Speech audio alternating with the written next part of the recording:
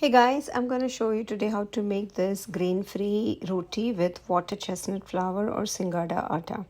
It's so easy to make.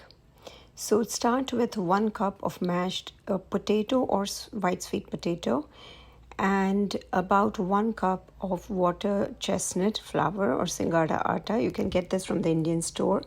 1/4 teaspoon of sea salt, and then you will form it into a dough using hot water.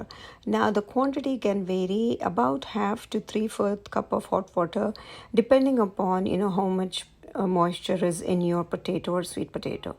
So add the hot water slowly and then mix using a spoon until all the dough is wet, and then add a little bit of olive oil to make the dough really smooth.